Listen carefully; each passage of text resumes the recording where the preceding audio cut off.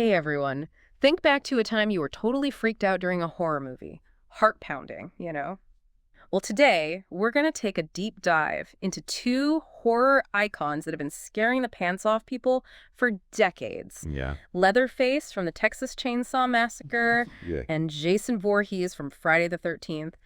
What is it about these guys that makes them so iconic? Well, it's interesting how these two characters both have these weapons, like, instantly recognizable weapons. Right. The chainsaw for Leatherface and the machete, typically for Jason, they became like these cultural touchstones, embodied different aspects of horror. Yeah, and they both have these really creepy masks, but for different reasons, right? Yeah. Leatherface hides his deformities, and then Jason's mask is all about the persona, the revenge persona. But, I always thought their backstories are really interesting, particularly Leatherface's family dynamics. I mean, that's pretty disturbing stuff. Yeah, absolutely. Like, unlike other horror villains who might be driven by some, personal demons or whatever, Leatherface is like, he's a product of this whole grotesque cannibalistic family.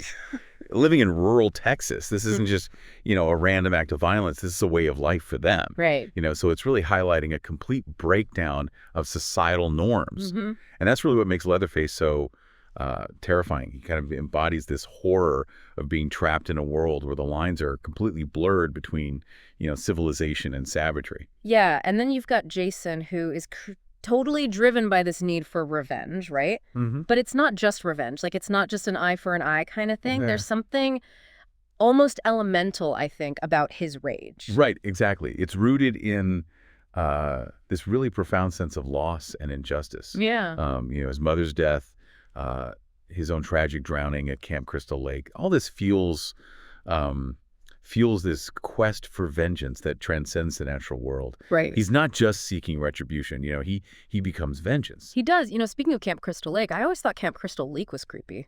Even before Jason was, running around killing everybody. Right. What is it about that setting that works so well for horror?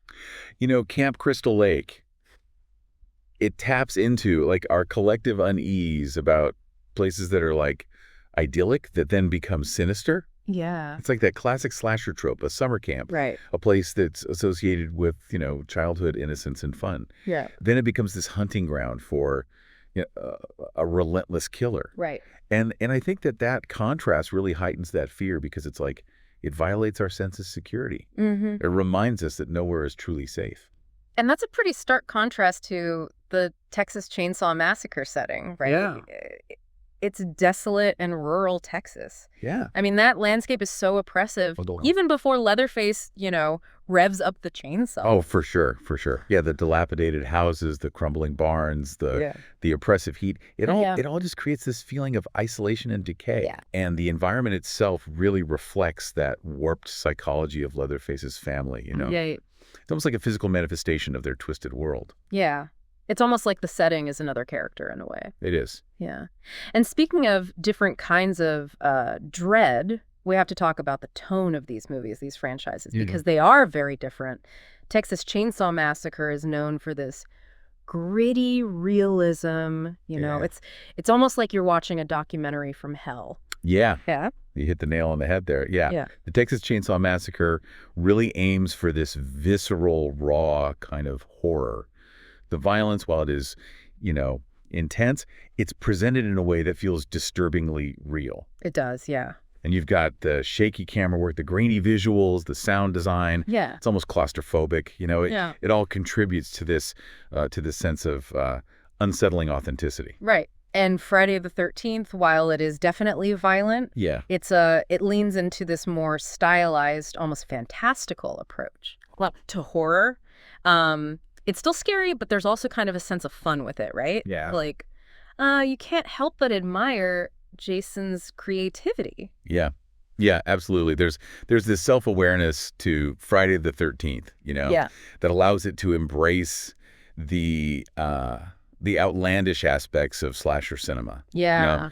Like these elaborate death scenes, the fact that Jason is basically invincible. Yeah. It all winks at the audience a little bit, Yeah. Like, we know this is absurd. Right. But that's part of the fun, right? Yeah. That blend of humor and horror Yeah. is a big part of its appeal. Yeah. So you've got these two distinct approaches. One's grounded in realism, the other is kind of embracing the fantastical. Right. But, beyond just the scares, what are these franchises really trying to say? What are the themes that they're exploring? Yeah. I mean, with the Texas Chainsaw Massacre, it really is about the unraveling of societal norms. Yeah. It exposes the dark underbelly of, the American dream. Right. That savagery lurking beneath, the veneer of civilization. Right. And it taps into, this deep-seated fear of the other, the unknown and the breakdown of order. Yeah, it's interesting. It's like it uses this horrifying, nightmarish scenario to kind of talk about these broader societal anxieties. Exactly. Yeah, and then Friday the 13th, which is full of, gruesome kills. Right. It actually does also explore some pretty weighty themes. Yeah. What stands out to you? I mean, for me, it's the cyclical nature of violence and the consequences of our actions. Jason's rampage, it's fueled by revenge, Right. But it also, his actions perpetuate this cycle of pain and suffering. So it really raises questions about justice, retribution, and whether true peace can ever really be found in the wake of such a profound loss. Yeah. They both tackle some pretty heady stuff. They do. But through different lenses, For sure. It's almost like they're holding up a mirror to society in a way and forcing us to confront these fears and anxieties. But let's get back to the killers themselves. Okay. Because they both have this undeniable presence. Yeah. But their abilities are very different. Very different. Yeah, I mean, you have to consider the limitations of Leatherface. Right. Despite his strength and brutality, he's still human. Right. He can be injured. He can be killed.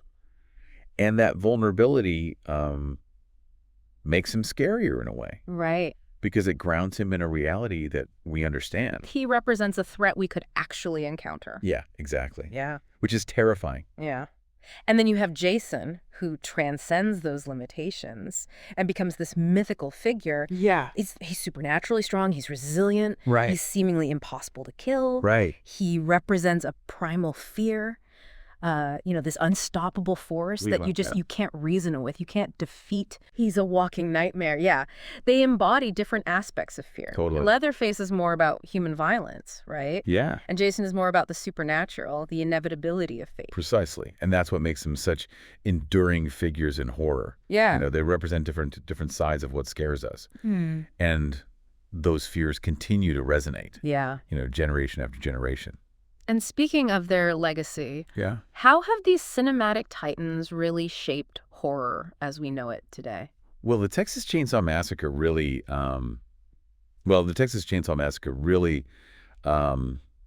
pushed the boundaries of horror cinema with its gritty realism and psychological intensity. It's a film that gets under your skin and stays with you long after the credits roll. Right. It influenced a whole wave of filmmakers who wanted to explore the darker, more disturbing side of the genre. Yeah, it's a true landmark in horror, paving the way for a more visceral, unflinching approach to storytelling. And Leatherface himself, with that grotesque mask and that buzzing chainsaw, oh yeah, he's become a true icon of terror. For sure. What about Friday the 13th? How has it contributed to the horror landscape? Well, Friday the 13th, while certainly terrifying in its own right, it really embraced those slasher tropes and helped to popularize them. Right. Like the final girl, the masked killer, the elaborate and often creative death scenes. Yeah. These elements all became hallmarks of the slasher subgenre. Right. Largely thanks to the success of Friday the 13th. Yeah, it's interesting. Friday the 13th manages to strike a balance between horror and entertainment. Right. It's got the scares, but it's also fun, Yeah.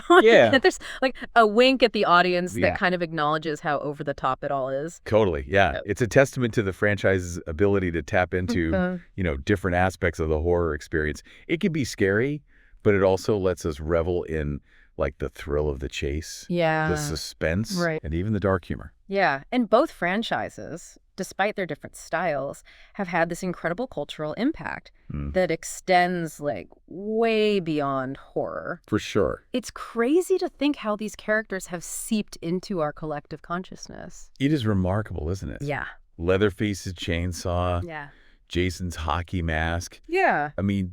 instantly recognizable symbols of horror. Right. Even for people who've never seen the films. Yeah. They've like transcended their cinematic origins and become a part of our cultural lexicon. Yeah, and their influence is reflected in so many ways, right? From, Halloween costumes and merchandise to, academic discussions about violence and media and the evolution of horror tropes. Yeah. I mean, they've sparked all these ongoing conversations about our relationship with fear and the dark side of human nature. Absolutely. They've become these touchstones for, exploring those uncomfortable aspects of ourselves. The things that we'd rather not acknowledge but can't help but be like fascinated by, right? Yeah. And the fact that they continue to be relevant, Right. decades after they were created, Yeah. speaks to their power to like tap into something primal within us. Yeah. It's funny how both franchises, while they're definitely horror, Yeah. they offer different kinds of scares, right? So like Texas Chainsaw Massacre is more about this visceral psychological terror, right? But it makes you feel uneasy and disturbed, like you've seen something you shouldn't have. Yeah. It's the kind of horror that lingers in your mind. you know? Yeah. It makes you question the world around you. Right.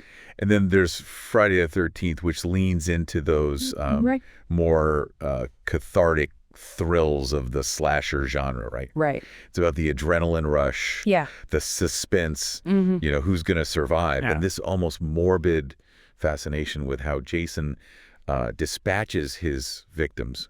Right. And I think that's why they appeal to different audiences. Yeah. Some people, they like the psychological torment, the dread, the unease. Others like those visceral thrills, the jump scares, and the almost operatic violence. Right.